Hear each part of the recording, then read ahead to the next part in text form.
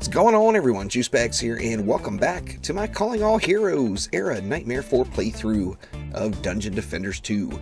Now, I didn't mention it in the previous ones, but I'm actually skipping Assault on Throne Room and Rampart Siege. The reason being is you can use the exact same strategy as the Ramparts and the Throne Room maps previously and get the same results. So we're going to jump right on over to the Harbinger and the Harbinger's Warship. Now, I tried a little something different on this map. This map, it's tough to really get much use out of the EV unless you're going to DPS on the EV. But I brought some reflect shields up, as the reflect shields will give you or your archers a little bit of protection when you start shooting. Won't protect you from the meteors, but it will protect you from Oliver's attacks in Wave 1 and Wave 2, and really, I guess, half of his attacks in Wave 3.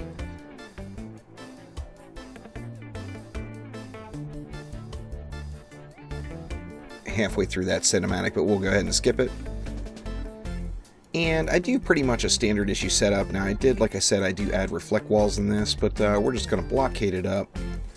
Going to go with 5 blocks at each entrance, just to make sure we have something to slow it down. And this run actually took me a little bit, or quite a bit longer actually, than normal. I guess that's what happens when you try new things. But kind of the current meta is to just archer it up and blaze him down, and he goes down really, really quick. I throw the reflect in later on down here, and it actually slowed things up a bit.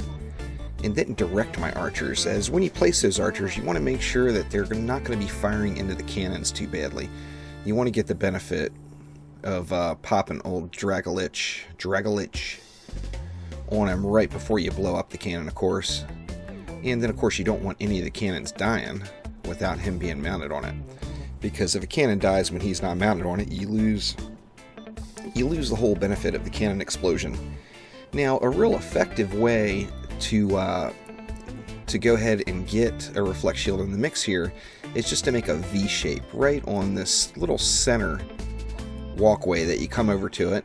Now, normally I would load this area up and have 6 archers packed up to the front of that area right there where this reflect is going, but I went with the reflect instead because I actually was parking right there for several runs of this map with my EV2 on DPS and burning them down, and it's just not as fast.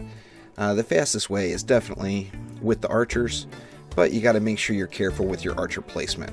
Now, I didn't take as much care as I should have with my archer placement here, and having the restrictions of that reflective shield in the mix actually kind of hurt me a bit on this map, but still able to get it done without any problems.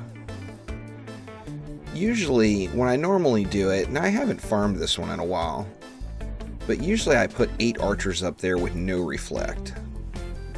And you're able to get a pretty good lane on those archers where they can just fire into them the entire time, which, you know, they pack a punch, of course, so it makes it easy mode. Any mana that's left after you get some archers packed behind that reflect shield, just throw right across here on the stairs in preparation for Wave 4. Now, of course, just the 4 waves on this one, so it's a pretty quick map to do. Like I said, it actually slowed me down a little bit going against how I normally do it, which, you know, normally I do it when I'm farming this on my own, I do it just with the Abyss Lord and the Squire, and I don't worry too much about anything else. But I wanted to try to bring the EV2 into it, since this whole playthrough has featured the Abyss Lord and the EV2. But not gonna lie, this one is 100% Abyss Lord. So, gonna pop right back over to my Huntress. Not gonna DPS on the EV2 on this one, because I think it's a little quicker if you just do it on the Huntress. Now, of course, kill the Harbinger when he's up on the cannon. Piece of cake. Dance around a bit. Don't get run over like I just did. And this death, of course, slowed the process a little bit, but ideally you want to get him burned down quickly so that your spike blockades don't really take any damage. Now, normally when I archer it up, he's almost instant killed. And if you do this with a full group and you've got 4 people DPSing, he dies practically instantly. especially if multiple group members have Dragolich. But in between, just going to throw some repairs on those walls, and accidentally upgraded that reflect, but just wanting to get a little bit more damage on those archers.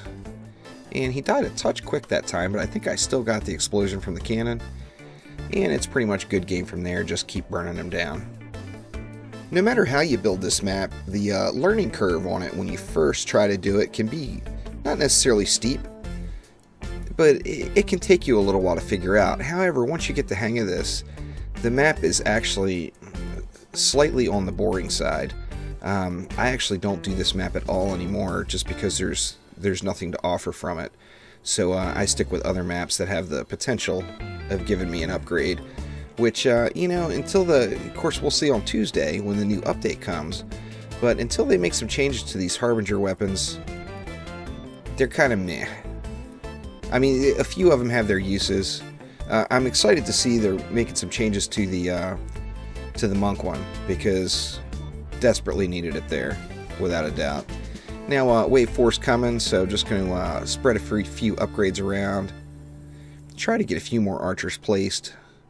Of course, he's going to spawn on our boat for Wave 4 here. 30 seconds left. And then, after that, it's just time to do the dance. You can run them in circles pretty easily and not take any damage, and just let your archers just sit there and fire into them. So, of course, pop Dragolich as often as you can. And it's pretty much good game. Like I said, this map does have a little learning curve. Later on down the road, you'll do it, and even with major failures, you'll end up still completing the map. So once you get the hang of how the Harbinger works, it's pretty much a piece of cake. I've got a little Harbinger's Punch on that one. Not going to be using that. It rolled nicely though. Got some storm damage on there too. But not an item that's going to get added to my normal rotation, that's for sure. So that's going to do it for now. Thank you for watching. Click that like button. Please subscribe.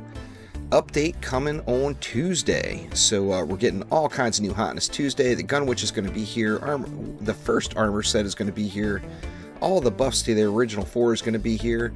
And I absolutely can't wait. I kind of dedicated this Friday night to grinding out the rest of this Nightmare 4 playthrough, as I want to get a fresh one started with the new hotness. So thanks again. We'll see ya.